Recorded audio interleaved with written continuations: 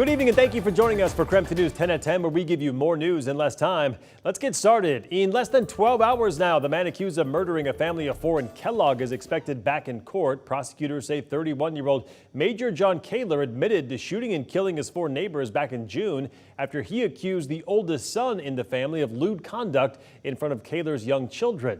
He is expected to enter a plea at tomorrow's hearing. Prosecutors have taken the death penalty off the table in this case, so if he is convicted, Kaler could face up to life in prison. Also tomorrow, the man accused of killing 4 University of Idaho students is expected back in court for a motion hearing. We have also learned from new court documents that Brian Koberger's attorneys are asking to remove cameras from the courtroom. Now, they state in previous documents that camera operators in the courtroom failed to follow the judge's directive to not focus exclusively on the suspect. His appearance is expected tomorrow afternoon. Well, in other news, early this morning, a 2.7 magnitude earthquake was reported near Fairchild Air Force Base. It raised questions across the community about what the movement actually was. KREM 2's Thea Spokane heard from local experts today. And Thea, what'd you find out? Well, Mark, we heard several claims and questions from viewers today, speculating that the seismic activity picked up this morning wasn't an earthquake, but rock blasting or bomb testing at the base. So we went to the experts at the Pacific Northwest Seismic Network, who confirmed the waves were an earthquake about 4 miles below the surface. It also raised the question of how common earthquakes are in the inland Northwest, and if Spokane is prepared for something bigger than what hit today. Spokane has a pattern of earthquakes occurring about every 20 to 25 years. Looking at the area's history, the last large earthquake event in Spokane was back in 2001. And my bed started to shake. Felt a big rumble and a pop and just wondered what it was. Dozens of earthquakes shook the area in the span of just about a year. The biggest quake that happened then had a 4.0 magnitude. Since then, we've had earthquakes, but they've been much smaller. Earlier this year, we spoke to Chad Pritchard, professor of geosciences at Eastern Washington University. He said while there are fault lines that run through our area, they're not very active, but other fault lines in the region are. The biggest earthquakes are going to be coming from Sandpoint area. We have the Lewis and Clark fault zone, and then down south in the Tri-Cities area. The likelihood of a bigger earthquake in Spokane is low, but experts say it can't be ruled out. So how prepared is Spokane for something like this? Officials with Spokane County Emergency Management say their department is responsible for educating agencies around the area about recommended standards for buildings, as well as individual safety. They say building codes since the 1980s have structural emphasis for earthquakes, so they're more likely to withstand severe earthquakes than homes built before then. But there's still some things you can do to stay safe, just in case. The main goal is to be ready before it comes. Make sure you have emergency contacts, including someone who doesn't live in the same area that you do, and stock up on food and water. The Emergency Management Department recommends having about a week to 10 days worth of food for each person in your home. Today's earthquake may not have been very big, but it was reported by nearly 80 people. And while they are uncommon in Spokane, you never know when the next one will hit. Prepare now so you're ready just in case. In the studio, Thea Spokane, KREM 2 News. All right, Thea, thank you very much. Overseas tonight, the desperate search for survivors of Morocco's devastating earthquake continues. The main issue for search and rescue crews right now is remote areas and difficult terrain. Tonight, the death toll has risen to more than 2,800 people. And officials say that number will likely go up as anyone trapped underground bears little chance at surviving so many days after the initial earthquake. Meantime, another death toll in the thousands after torrential rain caused flooding in Libya.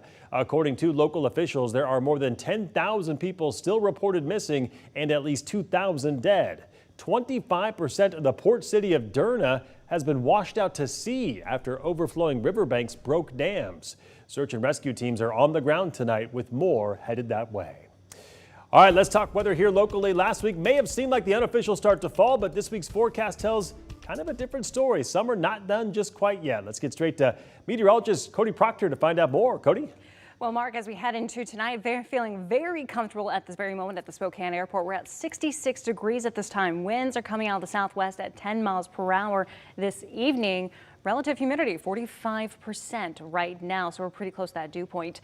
Our temperatures across the region mostly tracking into those mid to upper 60s right now. Clear skies at the moment, and around our region. Relatively pretty decent when it comes to our winds, though a bit breezy right now in Wenatchee, so be prepared for that.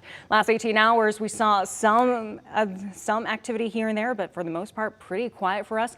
And over the next few days, we're expecting it to get even warmer for us. But tomorrow, as we kick off our Wednesday, expect to start off in the mid-50s, warming up as the day continues to mostly seasonal averages. Highs are expecting the upper 70s for tomorrow, so pretty comfortable. And then as we get towards Friday, the weekend, those temperatures look to warm up even more, but not too crazy. More in your forecast is coming up. All right, Cody, thank you very much. Spokane voters will still have a say on the proposed anti-camping initiative on the November ballot. The measure would ban camping within 1,000 feet of parks, daycares, and schools. A lawsuit was brought by Jules Helping Hands and the former City Council President Ben Stuckard, saying the measure would be illegal. However, a Spokane County Superior Court judge dismissed that suit. And now to our night beat with a quick look at the day's top stories. For the LGBTQ community, the rainbow is a symbol of acceptance, love, and a safe place to be who you are. But over the weekend, that symbol of inclusion was tarnished when a rainbow crosswalk in the Perry district was vandalized. Odyssey Youth Movement Executive Director Ian Sullivan says the graffiti was likely directed at the people that his center supports. But he says if the vandalism was an attempt to drive his organization and its values away, it did not work. Your act of vandalism is not going to scare us off. It's going to make this community more resilient and gather up and realize where our passions and our resources and our efforts really need to go. There is still work to do. Thank you for showing us that, but it's not going to stop us from doing this work here in the community. Spokane Police, it is investigating graffiti on the sidewalk, but not as a hate crime because the vandalism does not meet certain criteria. Last night, a proposal to censure Spokane Mayor Nadine Woodward was supposed to be introduced to a committee, but that ultimately did not happen after several people came forward expressing their concerns with the council's potential plans. The Spokane City Council are nothing but short of communist jackals. Why are you condemning good? The ones who are politicizing the event are you guys. There was no hate. There was no racial aspect. The mayor was in good faith. This all stems from Woodward's appearance at a Christian nationalist event with former state representative Matt Shea. In 2019, House Republican leaders kicked Shea out of their caucus after an independent investigation found his role in the armed takeover of an Oregon wildlife refuge in 2016 amounted to, quote, an act of domestic terrorism against the United States. According to Spokane City Council, the censure resolution will likely be filed by next Monday. And Grant County officials met with Live Nation today to address traffic issues at the Gorge over the weekend. Live Nation has agreed to give full refunds to customers who missed a concert on Friday night. Now here's some video posted on social media of the miles-long backup as people tried to get inside to see the Lumineers. Some people said they waited in line for 8 hours and never even made it into their concert. And that was your Night Beat. To learn more about any of these stories, just head to our website. That's KREM.com.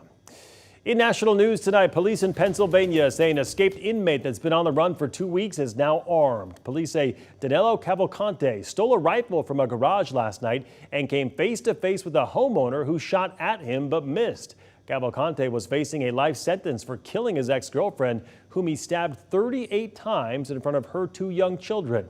Police are warning residents to remain indoors and reminding everyone to lock their doors and windows and secure their cars. Today, I am directing our House committee to open a formal impeachment inquiry into President Joe Biden. That is Speaker of the House Kevin McCarthy announcing plans to launch an impeachment investigation just 2 weeks after he said he would not. Despite the announcement, a White House spokesman noted that, quote, House Republicans have been investigating the president for 9 months and they've turned up no evidence of wrongdoing.